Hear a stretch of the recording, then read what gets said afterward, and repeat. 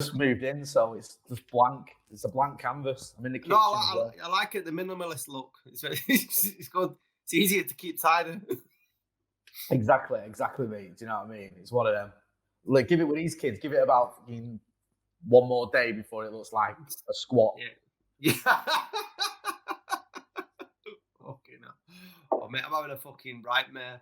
I phoned my mate last night to try and get some weed, right? And Right. he's a fucking. We'll talk. We're not to edit this because we're recording. Yeah, no, I'll edit it, right? So I was phoning him to try and get some weed of him, and I'm brassed. I'm on my ass at the moment, so I was saying like, just borrow with some on fucking tick. He goes, nobody does anything on tick anymore, David. We're in the middle of a pandemic. Nobody is giving drugs for tick.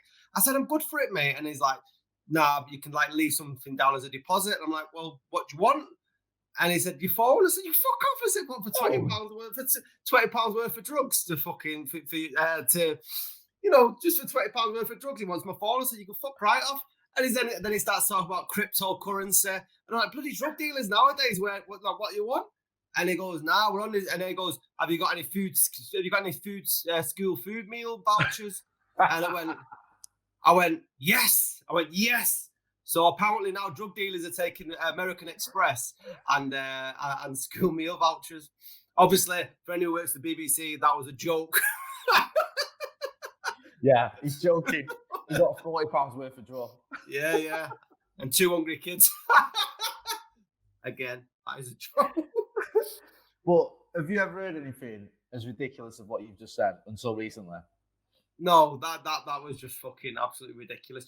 Again, this 2020, this is the dynamite year for setting off our podcast because we've not had a quiet week. Not one week has not been any sort of farcical thing we can pick up. And this week has been, there's thrown loads out in the water, but we should probably start first and foremost with the Marcus Rashford running around England and doing the job that politicians should, and then getting some weird-ass comments from a bloke in Mansfield who was saying that school meal vouchers are now currency that drug dealers and prostitutes are working in. Can you imagine going for a blowjob at a brass gaff and like, I've not got any money, but you get cheese on your sandwich. I've got a tin of beans and a box of Rice Krispies. What was he thinking? This guy, I mean, for anyone who doesn't know, by the way, that's Scotty and I'm Motty. This is Scotty and Motty. And anyone who doesn't know, Marcus Rashford did his free school meal vouchers campaign, wanted to extend it through Christmas. The government had a vote, or Parliament had a vote, it was defeated because all the Tories were whipped to vote against it. So Marcus took it to the streets, basically, and just said, all right, fair enough. If anyone wants to get involved, they can. And basically almost every town and business in England has done it, has donated or has offered free school meals, has offered to support the campaign. So now basically the one of the Conservatives, Ben Bradley, who, as you pointed out, is the MP for Mansfield, who's got terrible form for just putting his foot in it on the internet. He got in trouble previously for blog posts where he said that people on benefits should get vasectomies. He got in trouble for saying that there was a call center. I've lost it. I think he said that thousands of jobs have been sent to a call center in Mumbai, which he made up. And when a journalist did a bit of digging, he made that up and he'd done that on a blog post. There's some, I forget a few of the ones, I have to bring them up, but there was there was lots of things he'd done on this blog post that he had. And I mean, God knows why he didn't take his blog down for starters, because it just seems to be one sort of disaster after another. He said that, this was it. He claimed that the local council had spent $17,000 paying an Indian company to call local residents from the call center in Mumbai. Turned out he'd made that up. He also wrote once that he thought police brutality should be encouraged. This was 3 days after Mark Duggan was shot. He apologised for that. And then he turns his attention to Marcus Rashford this weekend. On Friday night, he goes on this little bit of a mini rant about free school vouchers. He mentions Marcus and says, Marcus, can you come to my local school? Free school meal vouchers aren't going to help, that sort of thing. we need to tackle the depravity in the area, and and then when he's having a conversation with someone who's agreeing with him, he says how there's a crack den and a brothel. One of the kids lives in a crack den, and one of the kids lives in a brothel, and free school vouchers will just be basically paid for crack and brass. So this has naturally caused outrage. Angela Rayner and a few other MPs were on it, and well, everyone was on it basically. And then he did a sort of non-apology apology where he said it had been taken out of context. It hadn't.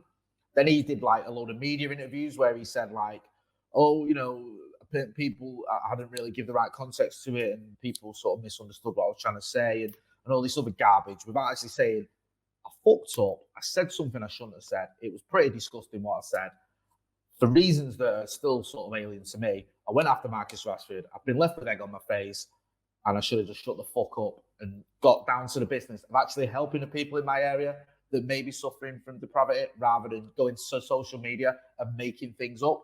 And just finally, before I let you come in, also to add even more sort of nonsense to this cake of shite, the school that he claimed didn't need school vouchers, it since transpires, he said he could speak to the headmaster at this school, it since transpires that the headmaster doesn't agree with him at all, that he'd made that bit up as well. So he'd made it all up, and he got to look really fucking stupid.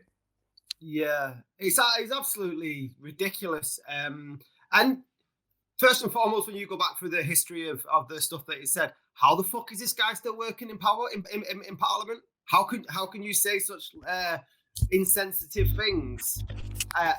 Your microphone, mate. Your mic. Sorry. Yeah, that's fucking No, it's buzzing. Is that better? Yeah, I think you were playing with it. Hello. Yeah, can you hear me? Yeah, you froze now. It's all going wrong here today. I mean, all right, I'm back. I'm back in the room. You're back now. You're back. Right, okay. Right, so I'll start again. Yeah, it was absolutely ridiculous what he was saying, and just first and foremost, how is somebody who's got the history of saying that people on benefits should have vasectomies and making ridiculous remarks regarding Mumbai call centers that don't exist, how on earth is he still in a job? How is he in a job? It's just an absolute joke. And then how can you backtrack and say it's been taken out of context? His tweet said effectively that is what is happening. Right? That was the tweet. That was the tweet. There's no context outside of that. It just seems like a complete fucking loon. And if you have is it constituencies, isn't it? That's what they call that, and they govern. So if he's, I know Mansfield. I lived in Nottingham for a bit, so I know Mansfield pretty well. And it is quite a deprived area. But if that's your constituency and you're aware that there's a young person living in a crack den, I wouldn't go highlighting it on Twitter. I'd sort the first port of call. I wouldn't say, look, I'm really shit at my job. I've got kids living in crack dens and they're using school meal vouchers. What are you doing about it? What's your solution? Instead of trying to get his 15 minutes on TV, because that's what it seems like. That he's trying to, get some media PR out of it. It just seems another fucking Lawrence Fox type. He does seem Lawrence Fox, and I think Lawrence Fox actually backed him up at one point. Oh, there's a surprise. I want to just go through this if I can. What actually sort of went down here. So he starts with him saying he called out Marcus Rashford. Marcus Rashford didn't reply. So then he says, "Hi, Marcus. No reply to this yet, as far as I can see. You were very quick to reply to my previous tweets. Would love to invite you to Oak Tree to discuss the needs of kids face to face, and why free school meals is not the right approach. Drop me an email. Drop me a fucking email." It just sums it up. So then he gets into a conversation with someone. Then he says at one school, then he starts having this little thread. He's going on about the issue. And then he says, at one school in Mansfield, 75% of kids have a social worker, 25% of kids are illiterate. Their estate is at the centre of the area's crime. One kid lives in a crack den, another in a brothel. These kids that most need our help, extending free school meals doesn't reach these kids. Then someone replies, £20 cash direct to a crack den and brothel really sounds like the way forward with this one. To which Ben Bradley MP, which means massive pillock, That's what free school vouchers in the summer effectively did. So then he's saying that, free school vouchers in the summer went towards crack and brass. Absolutely shocking. And then what happens is Angela Rayner sort of highlights what he said. Then he starts tweeting Angela Rayner saying, "Can you delete your tweet? Please remove, it's clickbait nonsense." She didn't. Then another MP, I think, writes to, Chile Sadiq, says she's writing a letter to the Conservative Party demanding an apology from Ben Bradley. And then I think just go back on Ben Bradley if he's even got Twitter anymore. His last tweet. Actually, I've noticed one. He'd not tweeted for a couple of days, but he tweeted that night, pretty clear, "I'm about to get hammered across social media / papers for the crime of a tweet where the context wasn't as clear as I thought it was. Needless to say, I haven't said what I'm being accused of, nor would I ever. I'm sorry if others get dragged into the fire." So no apology, really. Just, I'm basically, you're too thick to understand what I was saying. He's then tweeted after that, "If you want a proper debate, you have to accept that sometimes you get it wrong. Proper debate is important. You learn from it, you move on. We're all human." Again, if I'm being brutally honest, that's not really an apology or an admission of any mistakes. And then now he's, just as I've gone on to this, as we're recording, he's arguing with Jason Manford. Obviously, that seems like the natural progression, start with Marcus, move on to one of, Greater Manchester's favourite comedians. I want to know who he went through to get from 5 degrees of separation from Marcus Rashford. I want to know who he went through before he got to Jason Manford. Like Peter Kay, where's McCutnell? Eamon Holmes is somewhere in between these two. There's a thread here. It's like Marcus to Eamon to Philip Schofield to, I don't know. Somehow you're getting at Jason Manford. So Jason Manford, who hasn't even acted him, has just said, "Imagine being one of those MPs who voted against Marcus Rashford's plea to feed children who need it, but then you use your £25 a night voucher to get your own meals for free. It takes a special kind of person to be cool with that," right? So he's quote tweeted that and put, "These vouchers do not exist." And then Jason Manford said, "Crikey," laughing emoji. The main point here, though, is that it's not an actual voucher. I think that's what you're saying. And what's been highlighted here is the fact that MPs' meals and drink are subsidised in Westminster. So then Ben Bradley's saying, "That's not what I'm saying at all. I'm saying MPs cannot claim anything for food and drink in Westminster. That is simply not true. By all means, disagree on policies, but don't spread nonsense." The irony, don't spread nonsense. I'm just going to admit that because we're here all day. That's like me saying, don't fucking shine your head. Do you know what I mean? It's like, come on, mate. You've just spent your career spouting nonsense. And then after going after Marcus and being left with egg on your face, you've now decided to go after Manchester's second best comedian. And he's a City fan as well, but we won't get into that. No, but the gift that keep giving out to the Tory party this year, mate, as they usually are. But it's been a fantastic week, hasn't it, for Manchester? I think if anything, this has been our week in the press throughout the whole pandemic. Last week we were talking about Andy Burnham trying to go up against Boris and negotiate, trying to get more money for the city. And that didn't exactly go towards plan. I want to try and get your take on that, because it just felt very much like Boris was playing poker at one point, and then when Andy Burnham got seeing the news about how much money they were actually getting live on TV was just fucking, I think there's been memes made out of it now, where it looked like he was literally going to nearly throw up on outside Bridgewater Hall. I mean, I know we shouldn't joke, but the one good thing about all this has been the memes. Like, there's been some absolutely fucking brilliant memes out of this absolute shit show. My favourite was the one where he was stood, I think I might have even mentioned this on the last pod, but I'll mention it again, where he was stood outside giving his speech with his piece of paper outside the town hall with his microphone with his coat on. Yeah. And someone had captioned it, and it just said, "This next one's called Happy Hour," like he was about to sing Happy Hour by I think I mentioned it last time. I think it's by the House Minds. Yeah, I think I made the mistake of saying it was by Beautiful South last time, and someone corrected me in a comment. So thank you for that, because I do like to get things right.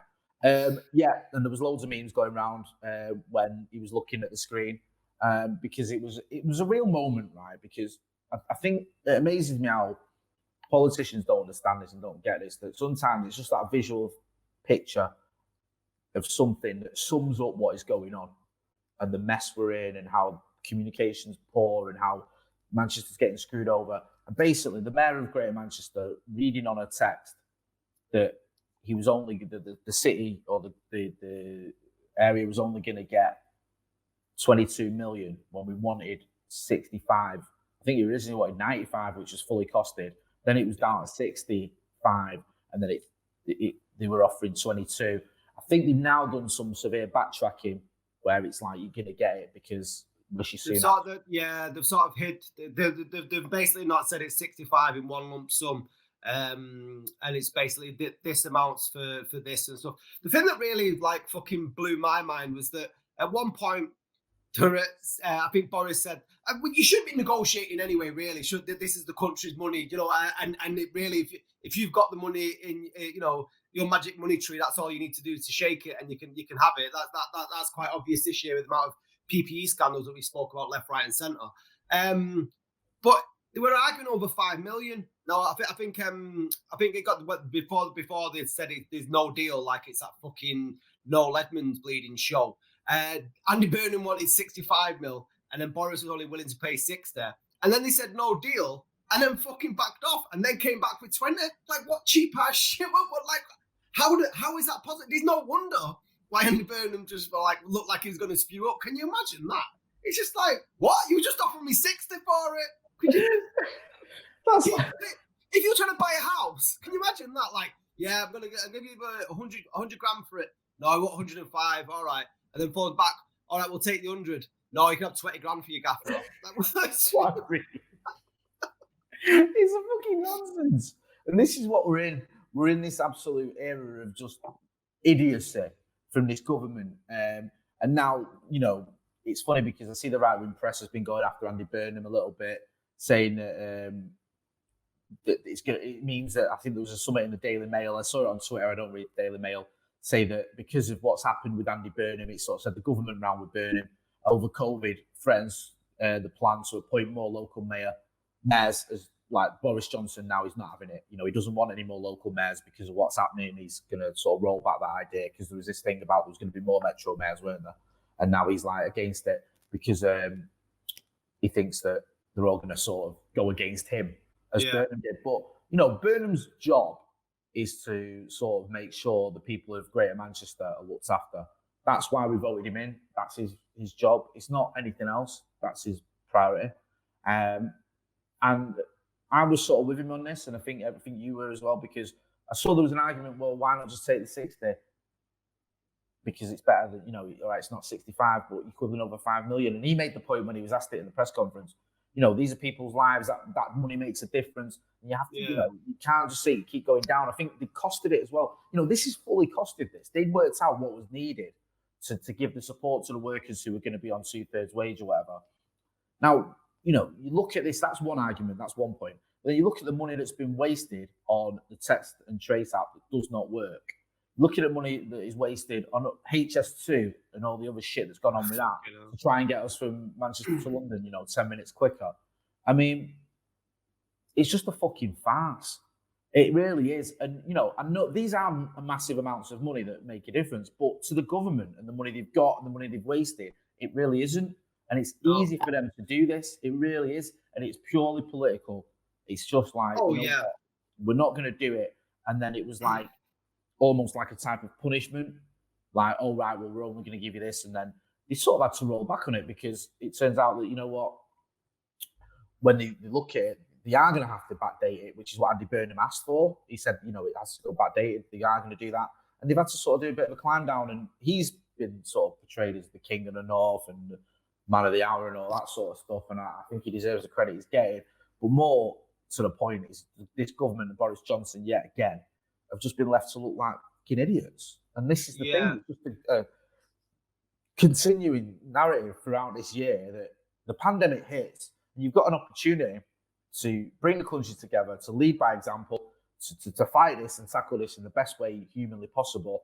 And instead, you've just flopped on every single obstacle you've been presented with, whether it's providing PPE, whether it's protecting the elderly, whether it's looking after the NHS, whether it's having a clear, coherent strategy that is communicated properly to everyone, whether it's having that public trust in the government. You've done none of that.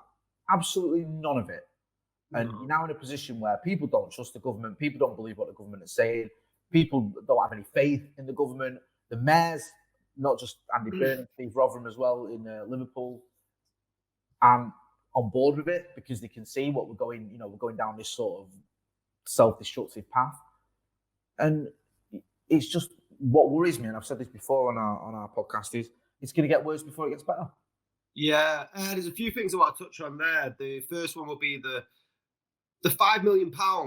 When you look at £5 million in the context of what the government has spent over this pandemic, it must be in the single-digit percent. 1%. You know how much we spent? I reckon about £12 billion. What is £5 million in that? But then when you look what £5 million spread across a population, what do you reckon? We get £8 extra each per person who lives in Greater Manchester. That £5 million across that is life changing, and that's the thing. And when you're not giving that money over a political decision, that just shows a sort of lack of spine that you have and the complete political agenda that he didn't want to succumb to what a Northern Mayor's demands, really, and try and save people's lives. And it just shows what everyone's known all along is that what their agenda is, and it just seems to be dividing. They don't give a fuck about what's happening anywhere outside of London, because I tell you what, when Tier 3 hits London, I guarantee you that they'll be getting a shitload more money than fucking £8 per fucking cockney. I guarantee it. When Canary Wharf has to close, and then bankers, do you reckon they'll be getting fucking 60% of their wages? Do you think that's going to happen? No, it will not. It's an absolute fucking farce. And what I think will happen now, I've been like reflecting on what we've been these sort of podcasts, and I know that I can come across as a bit negative, and I don't mean to. It's just because I am. Ripped off Billix, by the way. But I think that this, the shining light outside of the memes is that I think people are more politically aware than they have ever been on the control that the people in Parliament have over their lives. Because I think it's taken us to have the lockdown and realise sort of, I don't know, like a great reset button. And then when we've come out, we're becoming more aware in terms of how much they actually control us. Because I think by and large, the general public are a bit like playing an extra in a film where the Tories are the lead characters. Do you know what I mean? And now it's just like, well, fuck this. I'm not having this. This is my life. I don't want to sit on the sidelines and get a fucking cameo role in my life. I want decisions being made. And I think that's what the whole Andy Burnham, when he stood in front of the Central Library and he gave his speech, I think this was the first time in my entire life where I felt that the mayor as a position wasn't a token gesture. I thought it was more than wearing that ridiculous gold chain that makes you look like fucking Mr. T. I thought it was more about, and it sort of shown that people's voices matter. Okay, he doesn't have a say in Parliament as such, but it represented something. Do you know what I mean? And I think now when people are getting more pissed off because we keep becoming more aware about how we are being manipulated and how much money is actually being restricted to come outside of London, then that's got to be a good thing. No, I couldn't agree more. And I think there is that awareness. Everyone understands what is going on, and perhaps has a more of a sort of curiosity around it all than they had in the past, where you just go about your daily lives. And a lot of people, myself included in the past, have just been like, you know what, leave the politicians to it and we'll just get on with our lives. And, it's not until election time that you maybe are focused on what's going on. I mean, you read the papers and stuff, but you're not like that. You're not invested, are you? No, but I think part of the problem as well, or part of the reason that people are so invested now and involved and angry as well and disillusioned and all those things, is because when we were asked to do our bit during this pandemic, and don't get it twisted with the very small minority of people you saw who were breaking rules and doing this other shit, 99% of us did exactly what we were asked. When we were asked to take less money and go on furlough, we were asked to, to go into lockdown, to keep our kids off school, to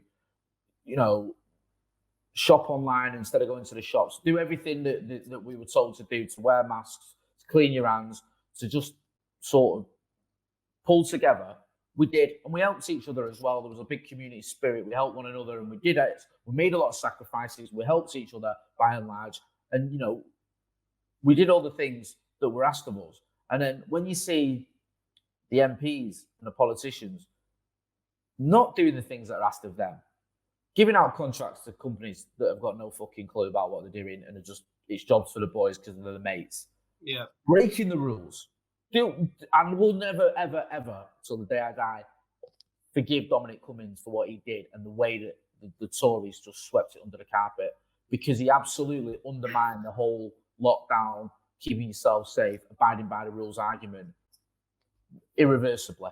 It's gone. It was gone once he did that. And once Boris backed him, if Boris had sacked him, a lot of people would have stuck with him. But a lot of people said, why should we bother? And I can get that argument, even though I did abide by the rules. I can get that because it just completely undermined the idea that we have to all stick to these rules and we're all in it together, when it was basically, it's one rule for you guys and one rule for us. And it took the piss.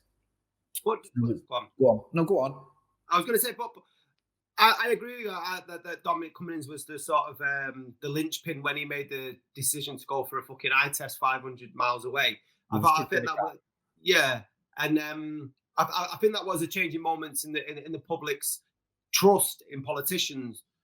But that wasn't an exception to the rule. That is the rule that the Tory government have been playing by all the way through it. They have their own guidelines as to what they do regarding how they want to spend their money, how they want to exist around the fucking not the PPE, the guidelines of social distancing and restrictions and lockdown and stuff.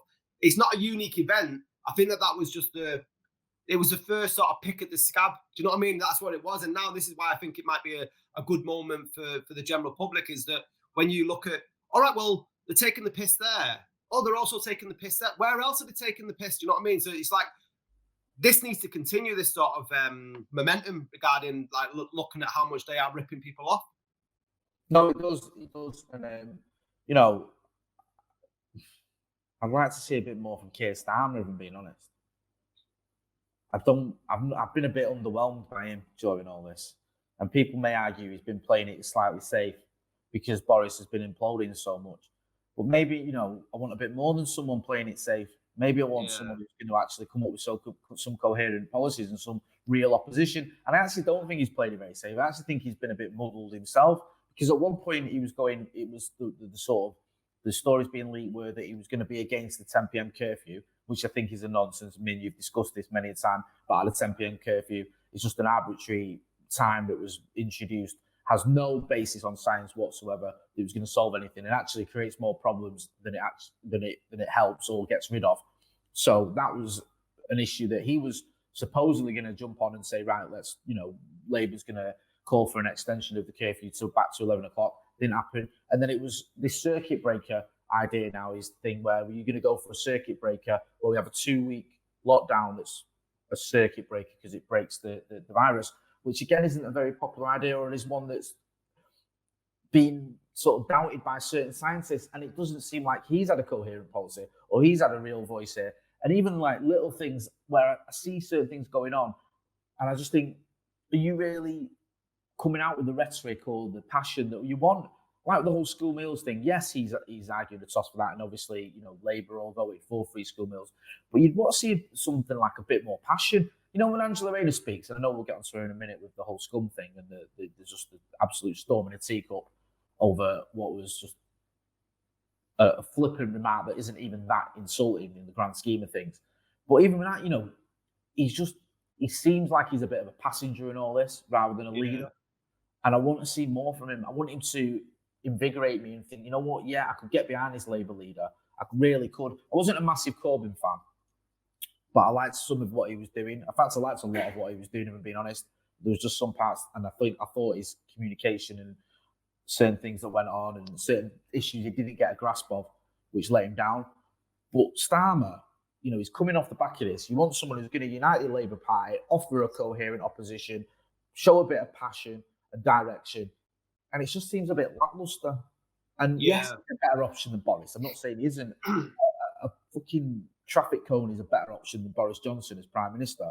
But what's he more than that? What's he more than just someone who's not Boris Johnson? It's like a football manager. It's like when Ole Gunnar Solskjaer took over from Mourinho. We on that amazing run United because all Ole Gunnar Solskjaer had to do was not be Jose Mourinho for a bit, and all the players loved him. But then you've got to have your own tactics, your own ideas, your own management. That's only going to get you so far. And at the minute, all Keir Starmer seems to offer for me is he ain't Boris Johnson, and that's not enough. No, he's very passive. The only thing I've seen him on TV, very sort of notable thing, and that he was talking about how proud his parents were of him getting the Labour leader's job. But I've not seen any sort of fight from him at all. And it's just, it reminds me, I'm not too clued up in American politics, but I don't see much of Joe Biden in the same way I don't see much of Keir Starmer. And I suppose the thankful thing is this isn't going to be, well, maybe thankful, but it isn't going to be an election year, because you've got to hope he's got more in his locker to sort of do it. But he's not an inspiring character. Like I've said to you before, it just reminds me like he's from the cast of The Bill. It looks like he's walked out of Sunhill. That's every time I see Keir Starmer, I don't think there you go. There's the man to take our country back. But then when you see Andy Burnham, we know went for the leader of the Labour Party. Who did he lose to? Did he lose to Corbyn? Burnham. He said, I was at he's the last ever event I was at as a reporter. He said he was the favourite, Andy Burnham, when he went up against Corbyn, and he said we were losing. He said I think he played it too safe, Andy Burnham, funnily enough, because everyone thought he was going to win, and I think he didn't really sort of go on the offensive and really convince the voters in the way that Corbyn did. Corbyn seems to just sort of activate a lot of people into politics who weren't that bothered about politics before. He seems to sort of build this army of volunteers. And, you used the word momentum, which is quite apt earlier, because, momentum, that group became a thing. And I remember interviewing youngsters and students who were like, I love Corbyn and all this sort of stuff. And Andy Burnham never really quite sort of had that response when it came to his leadership bid. And because the leadership rules had changed and the voting had changed as well, anyone could join the Labour Party and then vote. And it opened it up to a lot of sort of grassroots movements helping Corbyn, where Burnham never had that. And he said how he gave a speech in a church, and it was when he knew he was going to lose, or he was on the decline, and he was giving his speech, and he said, someone said, Andy, you need to look above your head. And he said, I was giving his speech, and it was in a church, and it said, JC, meaning Jesus Christ, he's coming. Repent now, JC is coming. And he just somebody thought that sort of summed it up. Do you know what I mean? Because it was like Corbyn went on to win, and obviously the rest is history.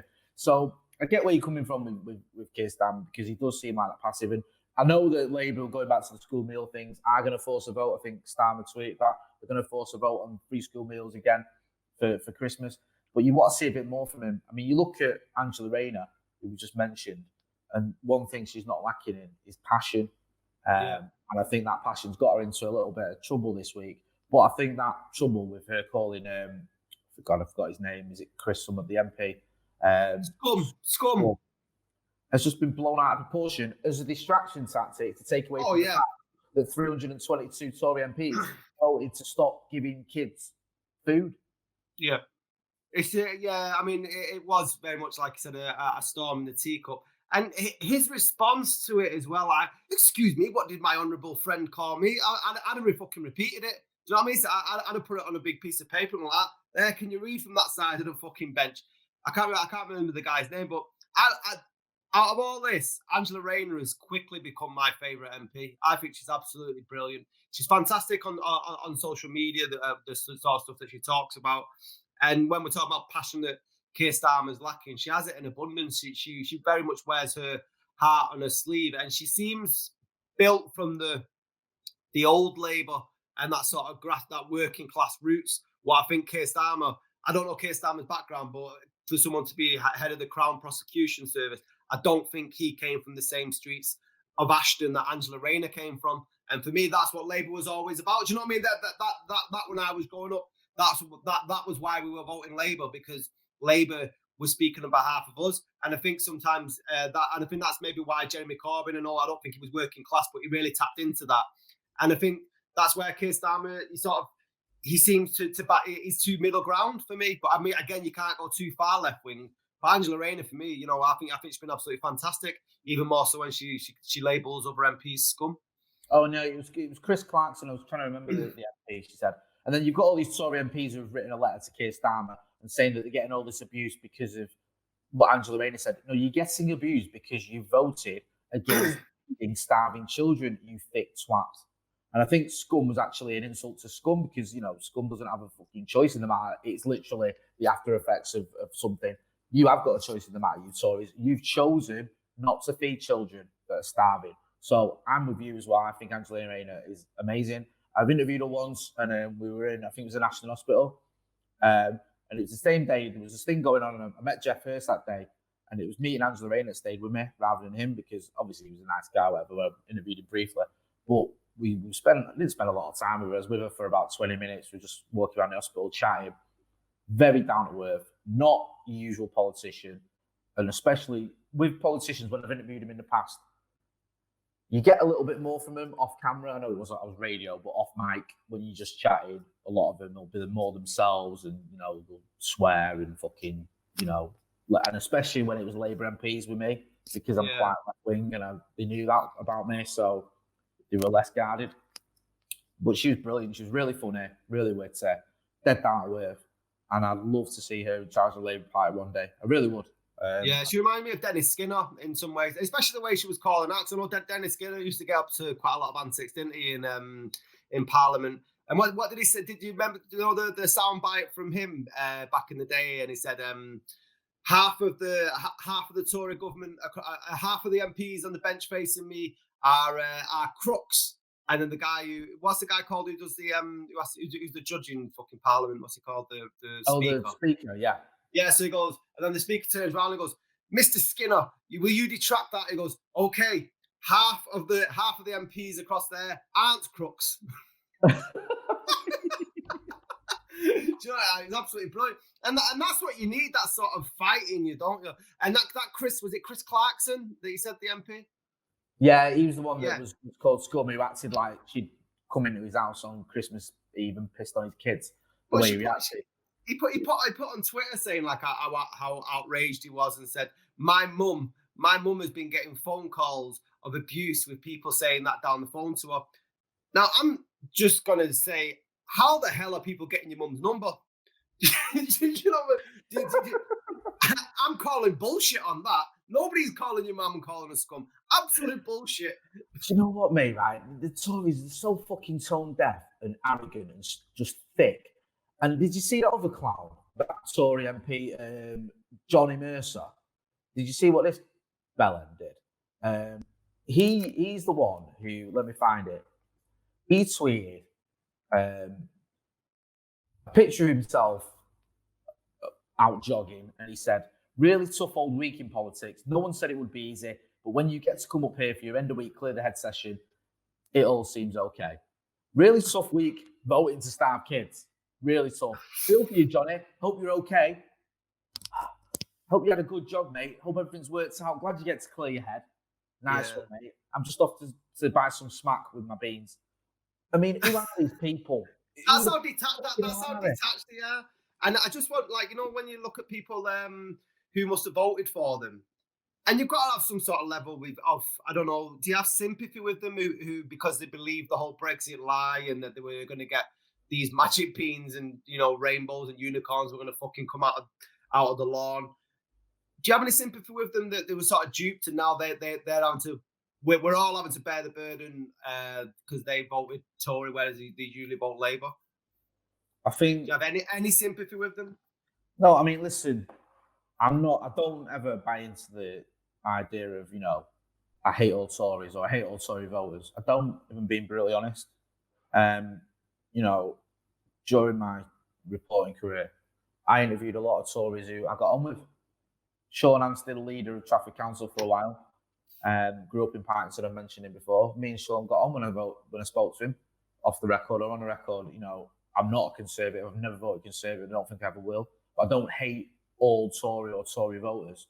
I think there's far too many heartless idiots in that party. And I certainly think in the cabinet and government, I think that it's practically full of them. But I don't necessarily think that everyone who's voted Tory is either thick or evil. I don't sort of buy into that idea. I'm not saying that's what, I know you weren't insinuating that, you were asking a question. I just think that far too many people have just believed what they wanted to believe rather than what the truth was. And I think even intelligent people who deep down knew there might be a lot of bullshit behind this were just willing to go along with it because it was almost convenient. And I think that's the problem you've got. And I also think, and this is the main thing, is I think Labour's got to get its fucking act together, because you can't even blame a Tory for being a Tory. That's what they do. They look after themselves. They fucking make money out of any scenario, and they don't give a shit about the working class people. That is what they're about, yeah? You know, Andy Burnham said it's not levelling up, it's levelling down. That is what they're about. They're not trying to bring us all up. They're trying to push the rest of us down and keep themselves high up. That's what you expect. Labour's got to get its act together, because Labour has been imploding since John Smith died. You've had this two factions in the Labour Party. You had Blair and you had Brown, or you had, which went on throughout opposition and throughout government, fighting with each other. Then you had the sort of, you know, the Blairites and the Brownites, the spilling out of that Ed Miliband and those that were still sort of loyal to the old Tony Blair faction. Then you had Jeremy Corbyn and the what are called the hard left, who were fighting against the centrists in the party. Labour's always had this sort of mini civil war going on, and it's undone them. It has. Do you know what I mean? It's like they've not been able to get in power for, what is it now, 10 years because of it. It's ridiculous. And Labour's got to get its act together and offer a proper opposition to this shit show, because it's all very well and good saying the Tories are horrible, they're terrible, they're useless, and all these other things. But that's not enough for some people to vote for Labour unless Labour are offering me something a lot better. And as I said earlier, just not being Boris Johnson isn't enough. So I want to see more from the Labour Party. I want to see leadership. I want to see cohesion. I want to see unity. And I want to see them coming up with a proper sort of example and policy that makes me think my life will be better with them in power, and a lot better, not just because they're not Tories. They need to do better. Because, yes, the Tories, with all the things we mentioned, but Labour's got to get its fucking act together, and it's got to get its act together quick, because we say, oh, yeah, the next general election is years away. That may well be the case, but we don't want to be sat here in 4 years going, Keir Starmer's fucking beige, isn't he? So what? I wish Angela Rayner was in charge, or, you know, I wish the Labour would stop arguing, because we could have been having this conversation since 2000, since the fucking 90s, since 1992, whatever it is. So we need to see more.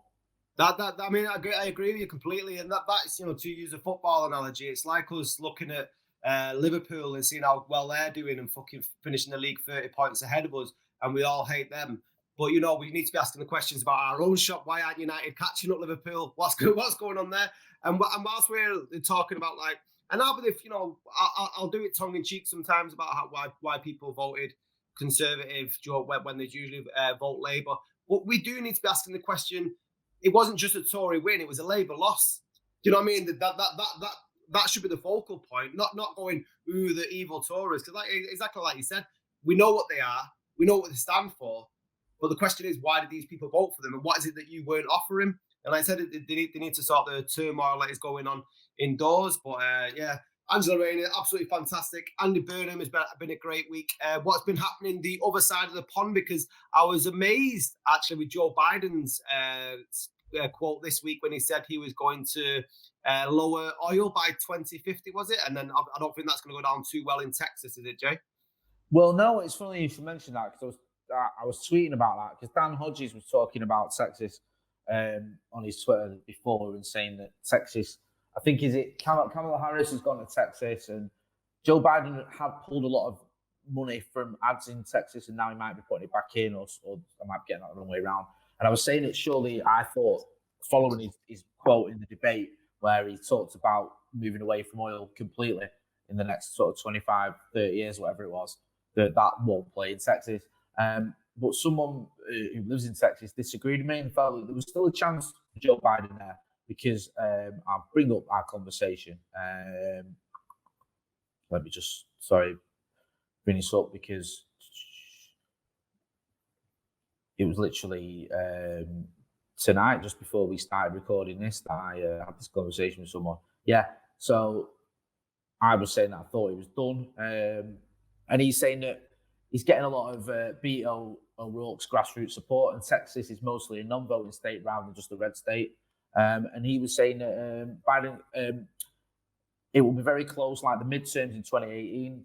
Beto was crying out for money from Biden campaign for ads in the past few weeks. Biden campaign refused. Now they're listening. So yes, Texas is in play. If Biden invests, he might win, which is pretty amazing. I think that Texas could be in play, because you just assume that's fucking Trump all the way. We'll have to wait and see, because I know it was close, but I think that comment you made might have damaged him, which is the point I was making on Twitter.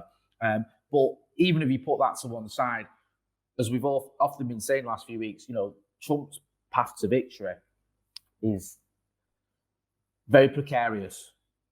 He hasn't got much room for manoeuvre. He's almost got to go the same way he went last time. And it looks like some of the states that he carried last time that no one expected him to, states like Michigan, Wisconsin, for example, might go Biden this time round. And if that does, Pennsylvania as well, I think, if that does, then it's over for him. So we'll have to wait and see. But the other twist in the sort of tail is he's going to own the Supreme Court. We know there's a vote on that. I think they've actually been voting on it today on a Sunday, because the Republicans know they've got the numbers for it, and there's nothing that the Democrats can do. So it's funny enough, I just had a little Google then, and it just says Mitch McConnell saying they won't be able to do anything about this. He's reveling in the fact that Amy Coney Barrett is going to get voted in as the Supreme Court justice. So if Trump does try and challenge it legally, he's going to have control of the Supreme Court. Maybe if it's close enough that there was a situation like there was in 2000 where the Supreme Court decided the election, they can decide it for him. But you'd have to wait and see. And it could go either way, this election. It could go a lot of number of ways. But there's still a small possibility it could be a Biden landslide. And if that's the case, then I don't think any legal challenge is going to help. But I help Donald Trump. But if there's any sort of room for error, though, and if there's anything there, if there's anything he can fight for, then you can see it. And if there's any sort of twist to the end of this year, Trump getting back in for another 4 years based on postal votes run by the Senate that he controls would be the fucking presidential election win that you'd expect, wouldn't you?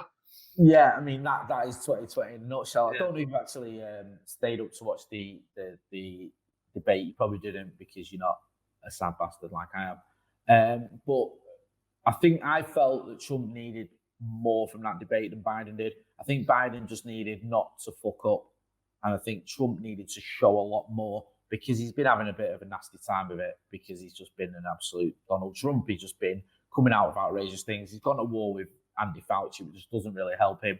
He's switched off a lot of suburban women who he needs. Even a lot of the blue-collar voters aren't really in his corner this time around. So he needed a really strong debate performance, and I thought he did okay in being, kind. I don't really want to be kind to Donald Trump, but just for the sake of this argument, I will be. I thought he did okay. I don't think he particularly shone. And I think Biden was, for me, won the debate. And I think that was all that Biden needed to do in terms of, he didn't have to win it like massively. He just needed not to mess up and not to make himself look like an idiot. Or to, the sort of the criticism of Biden is he's too old. He don't know what he's doing. He's almost senile. And he didn't really, he got himself confused slightly a couple of times, but not massively.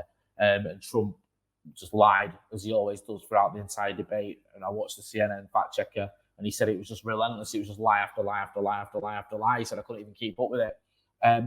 So, that for me hasn't changed the race at all. The only sort of major, two things. One, you mentioned there, obviously, about the legal challenges. And the second thing that everyone has in the back of their mind is 2016. Hillary Clinton. Everyone thought she was going to win. The polls had her winning. There was no path to victory for Donald Trump. And he somehow made it happen. He exceeded all expectations. Even he didn't think he was going to win. Carried states, everyone thought he had no chance. The Rust Belt states, for example, the ones I mentioned earlier. And he obviously won, and he won quite comfortably in the end. So it'll be interesting to see what happens this time round. I think it's going to be close, but I've always been sceptical of Biden winning. And unfortunately, a little bit of hope is creeping in, a little bit. Yeah. It does seem like Trump's only way of winning is very precarious, and I just don't know if he's got the same momentum, which seems to be the word of the day, behind him this time round that he had last time, because he is the incumbent. He isn't quite the outsider he was. And there isn't a general... I mean, Biden's not the most popular candidate, but Hillary was very unpopular amongst a lot of people. I know she won the popular vote, but she didn't galvanise a lot of people. And I think people are so anti-Trump this time round that they have been galvanised. So you'll get a lot of people that stayed at home last time that will vote now. And I think it was AOC who was tweeting the numbers. Early voting for amongst young people has been through the roof, and that only helps the Democrats. Yeah, have you seen Barack Obama's speech? I think it was earlier on today, what he was talking about. And he said about when they left the White House, they left a playbook for dealing with a pandemic.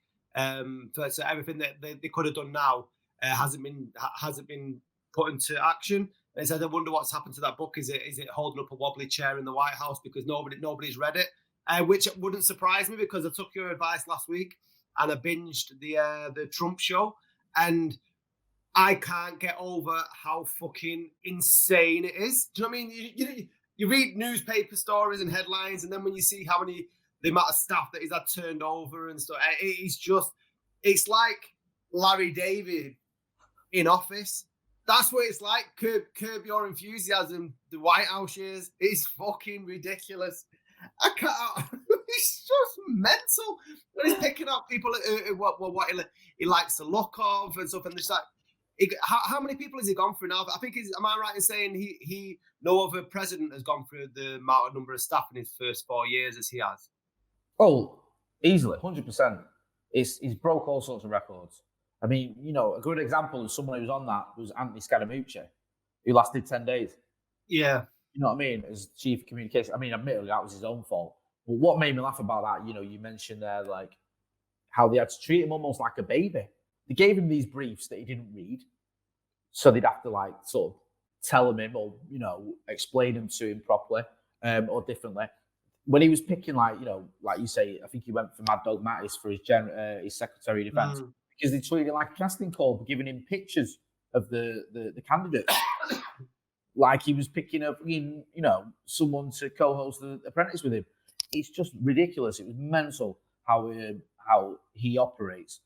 But I mean, a lot of Americans won't give a shit. A lot of Americans really, they care about the economy. They care about how the pandemic's affecting them. And it's interesting. Someone was tweeting a quote tweet. A lot of people have been doing it. Biden tweeted a year ago, how unprepared America was for a pandemic. And it just seems now so prophetic that he said that, and look at what has come to pass. But we've been here before. I keep going back to that whole Clinton thing. I watched the debates 4 years ago. We had the thing with the Billy Bush thing where Trump spoke about grabbing women by the pussy. Everyone thought that'd do for him. That was the end of that. He said some pretty horrible things. He talked about banning Muslims. He talked about building a wall to keep Mexican rapists out.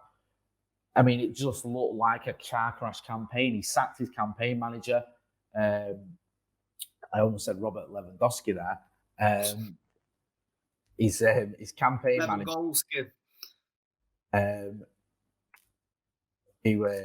Let me find his name now because it's gonna really. Corey Lewandowski. Yeah, sorry.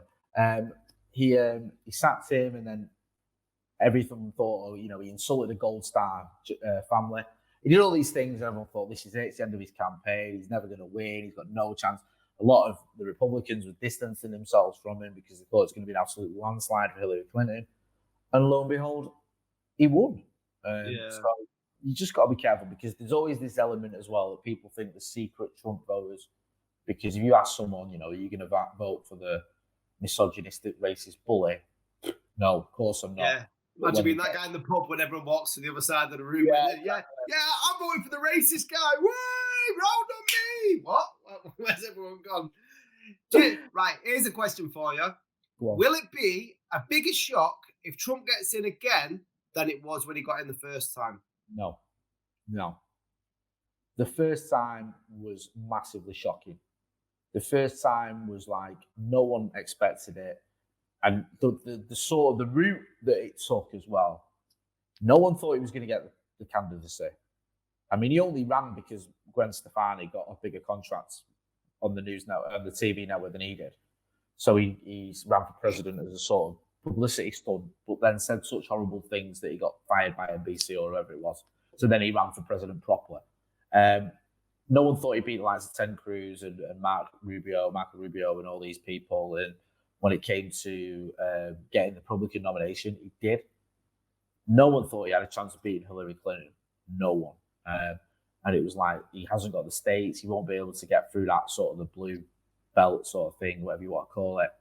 And he did. And it was shocking. You know, even he wasn't prepared for it. I think there wasn't even a celebration party planned. Yeah. You know, they were all like, we better go and wake him up because he's actually going to fucking win.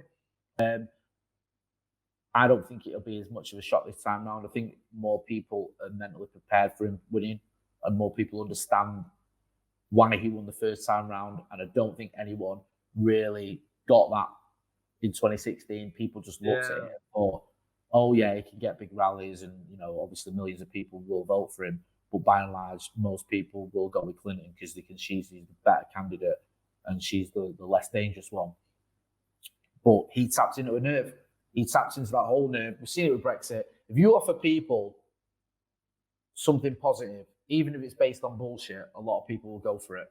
Yeah. Rather than if you're just offering them no negatives or no positives, if you know everything's going to stay the same if you vote for me, which is what Remain was, and what Clinton was more or less saying, where he was saying, if you vote for me, you know, fucking sugar-coated, rainbow-coloured unicorns are going to fall from the sky and fucking, you know, paint your house in gold and all this garbage. It's just like, oh yeah, you know, we'll vote for Trump and he'll solve immigration, he'll solve terrorism, he'll make America great again and all this sort of nonsense.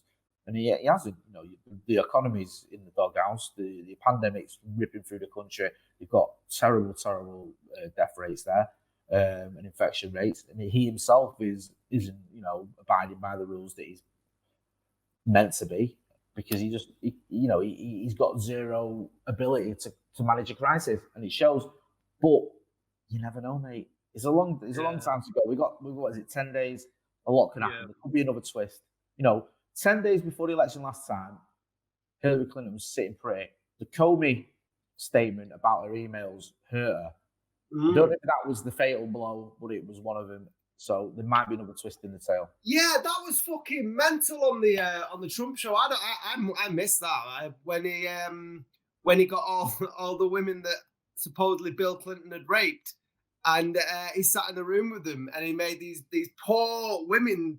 Can you just say Bill Clinton raped me? And it's the most uncomfortable. Like, I sat through Borat last night, and I didn't feel as uncomfortable as I did watching that. It was so, I was like, what this? But these are the sort of the lengths and the depths that he will go to sort of, you know, to sort of try and win. There's a really interesting dynamic that will affect the UK possibly, though, with the Brexit negotiations, because it's come out that Boris Johnson is sitting on the fence to go back talking to Brussels or to either do a no deal just in case Biden gets in, because I think Biden's more sort of EU centric, isn't it? I think that's what's he put a tweet out, didn't he, saying that he wouldn't support anybody that you know, if the Brexit rules go through, and supporting Ireland and stuff. So there's a really interesting dynamic there, isn't there? Yeah, he's I think he comes from an Irish background, and he was saying that about, you know, if basically there's talk of this no deal Brexit affected the Good Friday Agreement and throwing that in the bin. I don't know how true that is, but we'll wait and see. And he was more or less saying if that was the case, then he doesn't see how, you know, America can go into trade negotiations or deals with Britain when Britain can't be trusted to stick to deals. So, yeah, I think that could affect us. I think if Biden gets in, Britain may have to rethink their strategy if we have a strategy, which we don't, or their approach towards the Brexit deal. We'll have to wait and see. There's lots of ifs and buts. Just before we wrap up, we'll ask you about Borat. Was it any good? It was all right. I mean, it was never going to have the same sort of repeat shock value as it did the first time. It wasn't as good as the first one. The big takeaway, which I imagine you've seen the news about, was Rudy Giuliani being in a bedroom with Borat's supposedly 15-year-old daughter. That was weird as fuck, because he's doing like this interview and he thinks he's taking part in a real interview, and then she's flirting with him all the way through, and then says, "Come on, let's go through to the bedroom for a drink." Then all of a sudden, Rudy Giuliani sort of lays on his bed, completely unprovoked, lies down on his back, and then puts his hands down his fucking trousers. And I couldn't believe that. And then Borat storms the room saying, "No, take me instead. Don't rape my daughter, or so I don't have sex with my daughter." But he's like, why didn't you just stay outside and see how far that would have gone? Because I'm not joking. Completely, it's just weird, and I'm surprised like it hasn't really affected Giuliani over there in a way that I'd expect it to. But yeah, it was all right. I don't know. America's full of fucking right-wing lunatics. The Wuhan flu song that he did was quite interesting. That was it. Chop them up like the Saudis do. Ooh, give them the Wuhan flu. that was good. It was all right, mate. But yeah, I mean, it's worth watching. There's a lot of shit out there. Yeah, but it's Borat by numbers, I suppose, is the best way to sort. Where did you watch it? What did you watch it on? It's Amazon Prime. It's on. Oh, is it? Oh, right. Yeah, I just wanted to touch on before we go. A lot of people got in touch earlier on regarding a post I put about my dad's got coronavirus.